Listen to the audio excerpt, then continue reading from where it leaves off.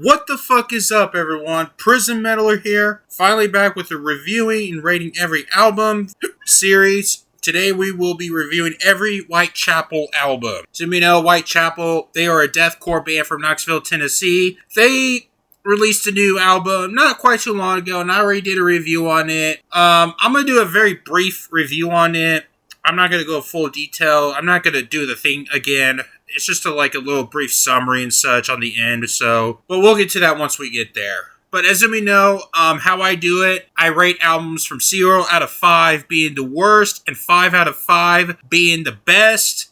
I am not reviewing EPs, compilations, demos, or any live albums. I'm only reviewing the studio albums only. As we know, Whitechapel, they are a deathcore band. As we know, they are one of the first pioneers of deathcore bands, like one of the old school deathcore bands in the 2000s, along with Suicide Silence, Carnifex, Chelsea Grin, Thy Art Is Murder, The Acacia Strain, Despised Icon, All Shall Perish, and such. But yeah, guys, without further ado, let's go ahead and begin. Alright, starting up, we got us their debut album, The Somatic Defilement, released July 31st, 2007, off of Candlelight Records, their only album to be released under that label. As you may know, the lyrical as you may know, this is a concept album.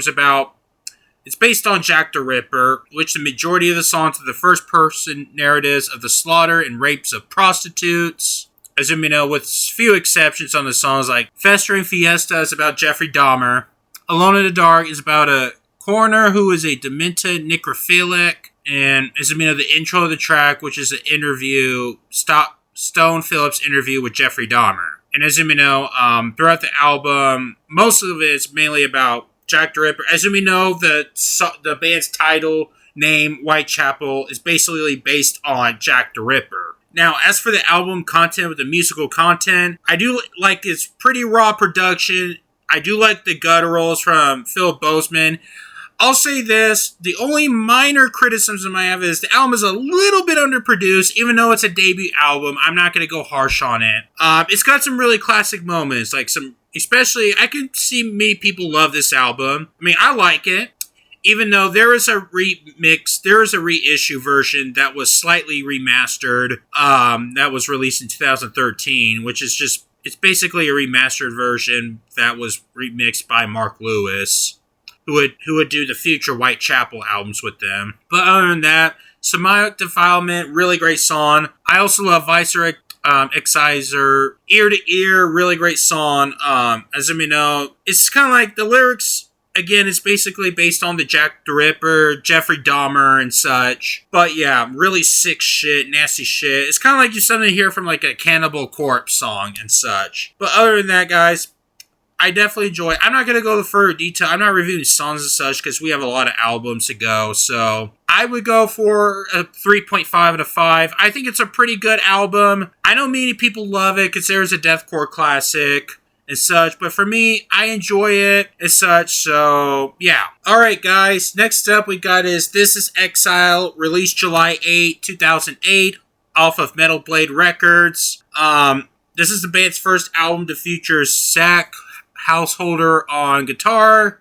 As you know, this has the lyrical, even though the musical content stayed the same, as you may know, it's a deathcore album. The lyrical content has changed. They abandoned the lyrical things from the Jack the Ripper. They moved more into this anti-religious corruption themes, which would expand more further into their next album. It's more like a political type album and such, with certain songs like Eternal Refuge, which is mainly about protesting and such. But yeah, I think this is a really great album. At the time, this had always been my favorite Whitechapel album. I think this is one of my favorite deathcore albums in the 2000s. One of my favorite old school one of my favorite old school deathcore albums, for sure. But yeah, I really do enjoy this album from start to finish. If you are new to deathcore in general, I would possibly start up with this album. Or if you're new to Whitechapel, I would start with this album. This is Exile. I definitely enjoy this album from start to finish. It's got some other great experimentation too. I do like I do find the Mesa Biological song a little bit too long, mainly the interludes as such. That's my brief little bit of criticism on here, but I'm not, again, it's just a minor criticism, not major. I could think that it could be a little bit of a trim here. It's got a guest feature, and also the guy from the Red Core of the song Exalt, he only appeared in one part of the song. For some reason, it's mainly just an interlude part. He's only there for like 5 seconds. That's like an additional vocal or such. But he's credited as a feature on the track. I wish he's in that song a bit more. He's the guy from the deathcore band, The Red Chord. His first name is Guy. I can't pronounce his last name. But yeah, guys, I think this is a much better album than their last album. I think it was a lot better produced. I think it's better well written as for the songs. And I think the lyrics definitely has a better match for an album like this. So I'm gonna give this a very strong 4 to 5, leaning towards a 4.5. I think it's a really great album. Again, this used to be my favorite Whitechapel album, but it's not anymore. I'll get to that in a bit. But yeah, but I still love this album. I still enjoy this album. I would definitely still come back to it. So yeah.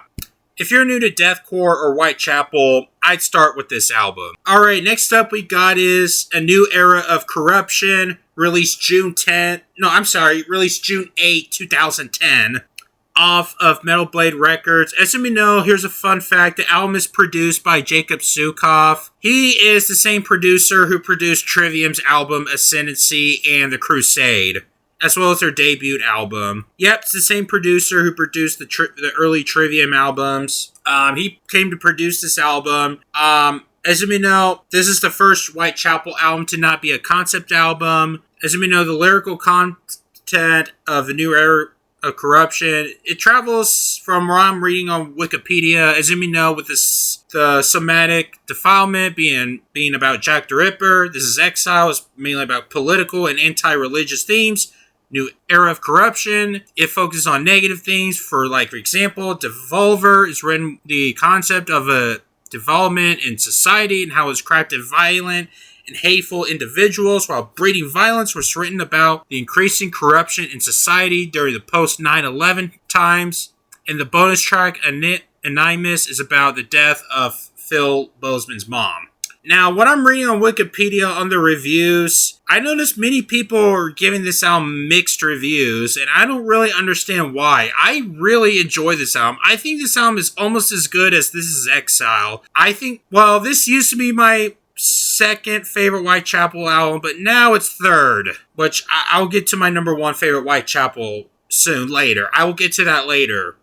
But I actually really enjoy this album. I think it had some great songwriting. I think Jacek Sukoff is a great choice as for producing the album. I do like the guest features. The song Reprogrammed to Hate features Chino Moreno from Deftones, and Murder Sermon features Vincent Bennon off of the Acacia Strain. I think there were great choices. As I may know, Reprogrammed to Hate, which featured Chino. He did great on this song, even though he was only there for one part. He did with the screech vocals and stuff, like he did on the early Deftones material.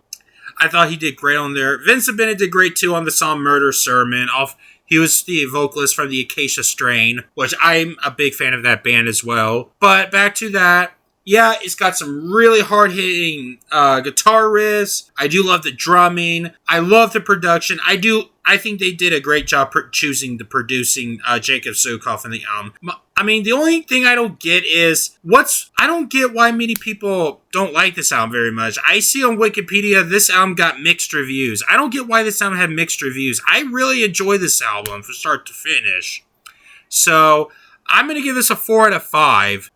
Maybe a middle 4 out of 5. There's no lean towards anything. Just a 4 out of 5. That's just it. So, yeah, I really enjoy this album. I think it's one of their best albums. I don't get why this album had mixed reviews. I actually enjoy this album. So, that makes no sense to me, but it's whatever. Alrighty, guys. Next up we got is their self-titled album, released June 19, 2012, off of Metal Blade Records.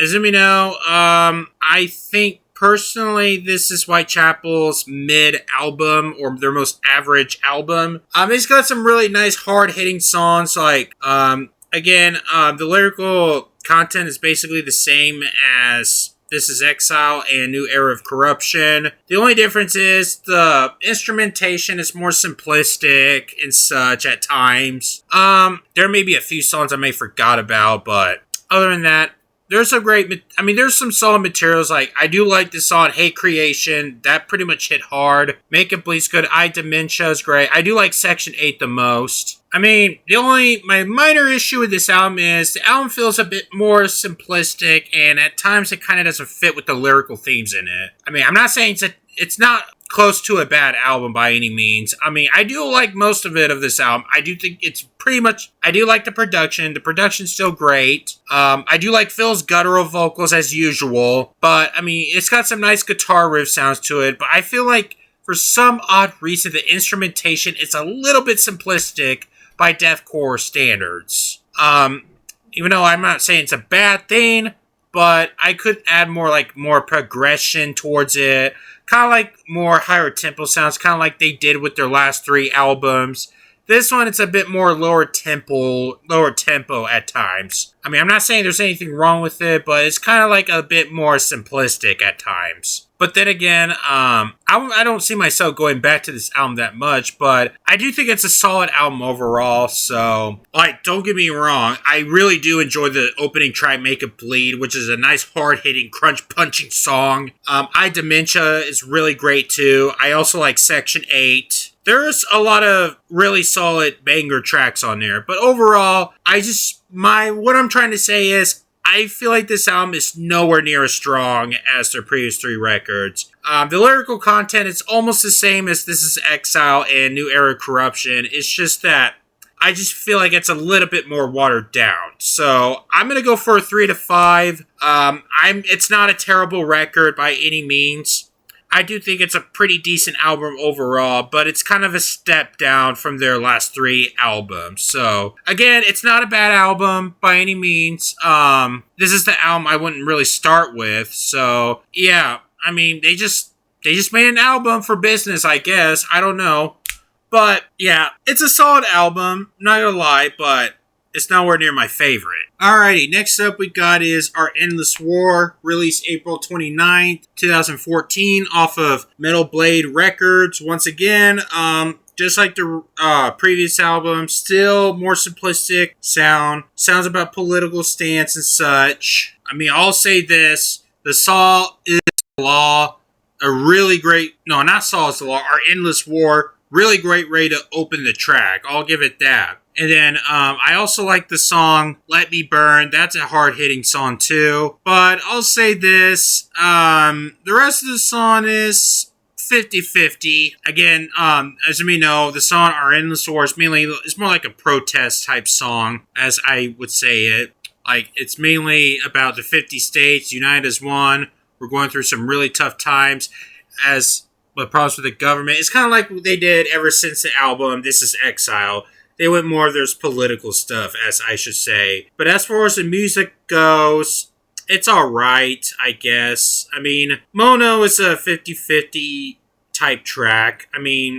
It's kind of this, I'll say this, the album is basically no different than the last album. It's kind of like a copy and paste from their last album. I say it's more like B-sides. I think back then when I ranked the Whitechapel albums, I think I put this in my top 3, but nowadays, no, not anymore. I feel like the songs on there are pretty simple compared to the other previous Whitechapel albums. Again, those other than these 2 songs, I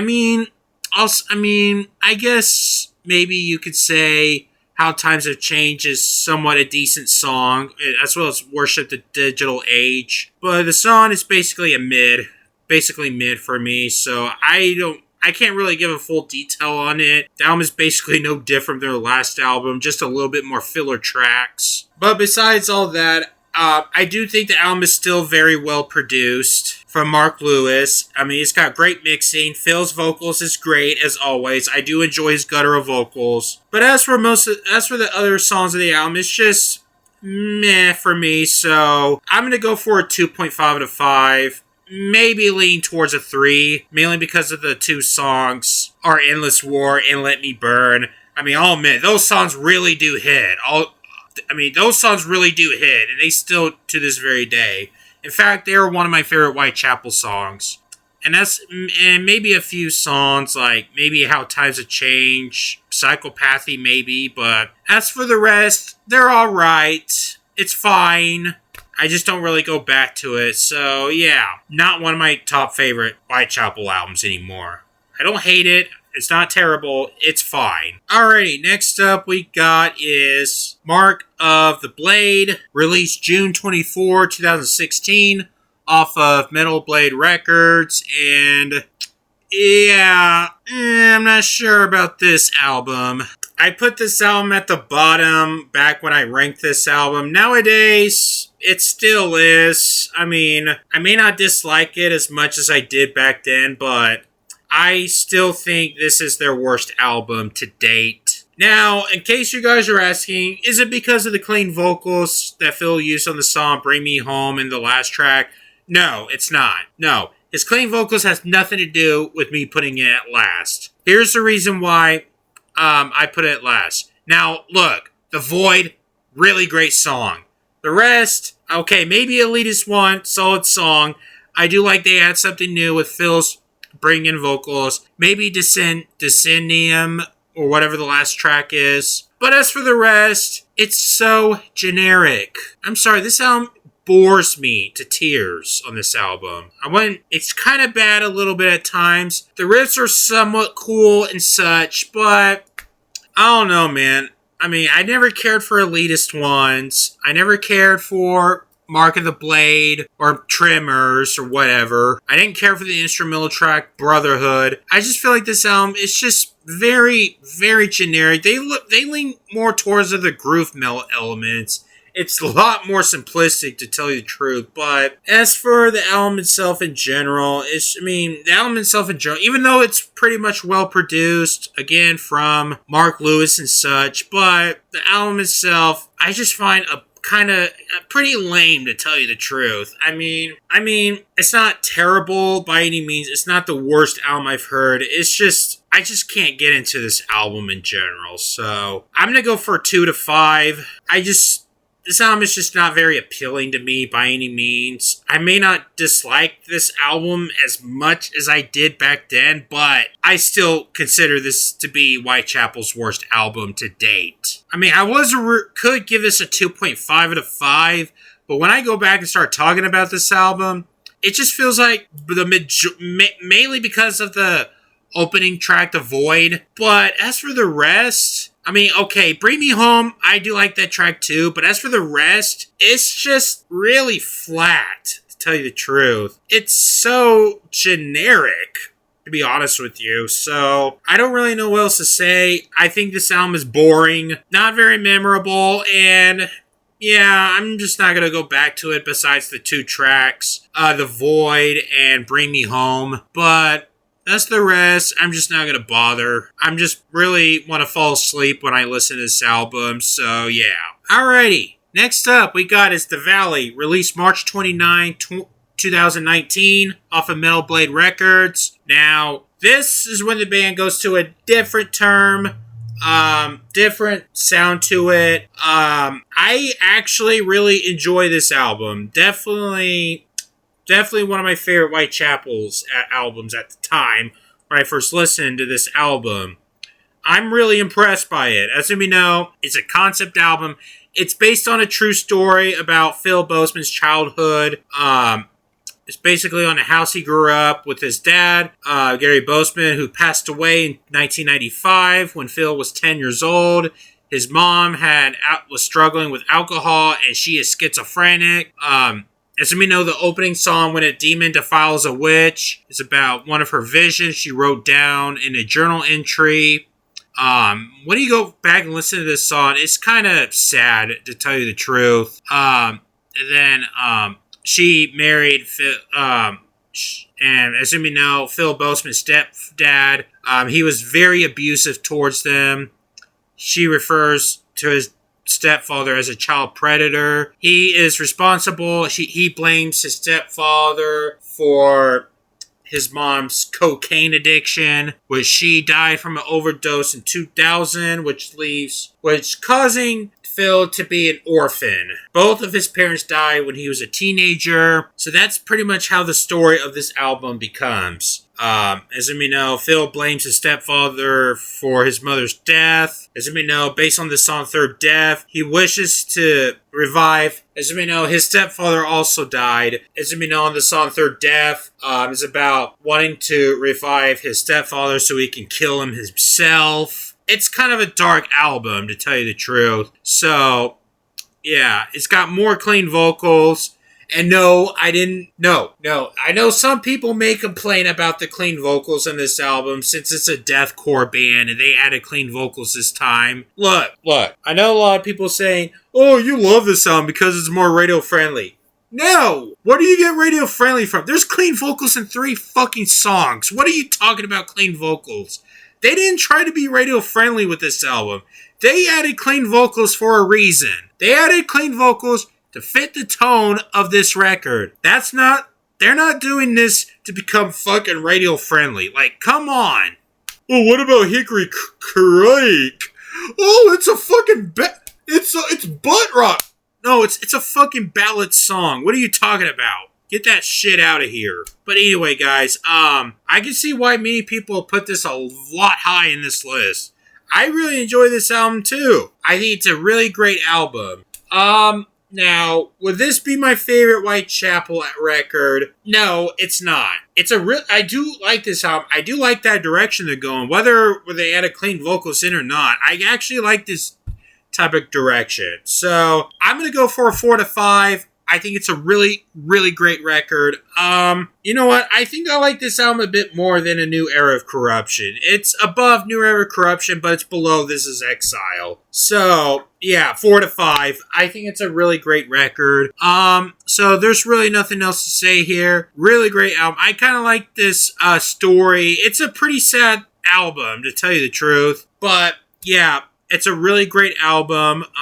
Definitely one of their anticipated albums of 2019. And yeah, I definitely dug this album. Alrighty, next up we got is Ken, aka The Valley Part 2, released October 29th, 2021 off of Metal Blade Records. As we know, I said The Valley Part 2. I wouldn't say it's really a sequel to, well, it is a sequel to The Valley, I should say. As we know, like their last album, The Valley, concept album based on Phil's childhood. While The Valley was relating on the events of Phil Bozeman's teen years and his parents' death, this album, Ken, basically talks about the struggles on accepting their deaths, how he has to cope with it. Yes, it's basically the personification of struggle as an evil self.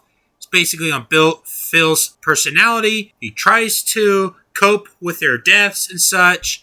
Picks up right after Phil, who is now at his late teens, leaves his home from the song "I Will Find You," and then he is still traumatized by his parents' death and the abuse of his stepfather, as is referenced on the song "Lost Boy." He creates a mirror image of himself, a shadow version of his personality, who is in denial about the tragedies. In attempts of a dark ritual to resurrect the parents, as is referenced on the song "A Blood-Soaked Symphony." Despite his protests is based on the song "Anti-Cure," two selves confront each other, eventually switch places, with Phil ending up in the shadow realm where his parents are alive, basically on the shadows of themselves, as we know in the song "Orphan." In a final confrontation between the two, Bowman pleads with the shadow to face the reality and accept the tragedy he's gone through, as we know on the songs "Without You" or "Without Us." Shadow Self relents and asks for forgiveness on the song "Ken." So basically, yes, it's a second part of The Valley. Now, I know some people gave this like a more polarizing album because they added more clean vocals. Again, like I said before, you added clean vocals for a reason. I don't need to repeat myself. But yeah, As you know, they kind of step a little way away from their deathcore sound, even though they still keep their sound. They added some elements like some of the clean vocals. He kind of sounds a bit like Maynard James Keenan from Tool at times. I'm not saying like it's a bad thing, like I said from In Flames, Silent Charms. No, I'm not talking about. Because I said Maynard James Keenan of Tool. Oh, I'm going to say the same thing what I said with Anders' vocals on In Flames' album Silent Charm. No, that's irrelevant here. Yeah, it sounds good. I'm not saying it's like a rip. No, that we're not talking about In Flames in this video. We're talking about Whitechapel. But anyway, yeah. As for the album itself, is it as good as The Valley? No, it's not. Not quite as strong as The Valley. Really good album. It does hit hard, like A Blood Soul Symphony as well. I do like his entirely clean vocals, like on a ballad. It's got more ballad tracks, like the song Orphan, as well as Without Us. And there are some, like, deathcore elements with clean vocals elements and such. But yeah, this is basically the second part of The Valley, as I would say. So, not quite as strong as The Valley. I think it's a really good album. It's kind of like under The Valley, to be honest with you. So, I would go for a very, very strong 3.5 out of 5, leaning towards a 4. I think it's a really good album. I mean, I think back then, I didn't care for this album as much, but when I go back and look forward into it, it really got really into me. As well as I'm focusing on the lyrical concept of this album, it actually did kind of hit hard. I think I put this at the near bottom last time, but as when I go back to it, as I read the lyrics and such, this really caused me to go this pretty high on this list. So, yeah, I actually definitely do like this album. So, yeah, I think it's a really good album. Fuck people who said this is a fucking butt rock album. People are dumbasses who claim this to be a radio-friendly album. No, again, it's not. They added clean vocals for a reason. Fuck off with that bullshit. Alrighty, next up we got is Hymns of Dissonance, which was released last Friday, March the 7th of this year, 2025, off of Metal Blades Records. I did a review on this, so I'm going to do a very little detail on this. I'm going to make this short this time. If you want to watch my full detail on the album review, link is in the description. So, here's a recap. I think this is their best album to date. I love this concept of the album. I love its heaviest. I think it's their heaviest album. I love this riff. I love this technical sound to it. I love everything. I think it's got the best vocals from Phil. I love his guitar. I never mentioned this in the review. It's self-produced album. It's all from Zach Householder, entirely produced. I love how the album is self-produced. Everything on this album, it's brutal. It's very menacing album. I love the melodies. I love the solos. I'll go into further details. It's about the cults. Purposes, Prisoner 666 obtained his followers perform obscene rituals to open a portal for him to walk through. He leads them to continue their rituals and indulge in violence. As he ventures forth and disdains light and holiness, he goes to his brother's trade to mock him for his lack of evil. He endures to fulfill his dark purposes before ending up despising in a void. Again, it's a concept album. It's kind of like it got back to their first album, The Somatic Defilement. And yeah, I'm going to leave it at here. So I'm still giving this a 4.5 out of 5. This album is amazing. I fucking love this album. Best album of 2025 so far. So there we go. That's it. If you want my more detailed review, link is in the description. Alrighty, guys. That is my reviewing and rating every Whitechapel album. I need to do Arch Enemy next. Okay, I know Cyber Melopunk wants me to do a collab with it. He's going to wait on that till April. I'll probably do Lacuna Coil after Arch Enemy, depending how much time I have with the upcoming albums and such. If I have enough time to do that, I will. I know Markapunk wants me to do Lacuna Coil in return of him ranking Opeth albums. But, yeah. Anyways, guys, that is it. Hope you enjoyed it. How do you rank the Whitechapel albums? Let me know in the comments. So, yeah, guys. So, subscribe for more content, for all that bullshit. And I'm going to go ahead and get the fuck out of here. So, I'm out.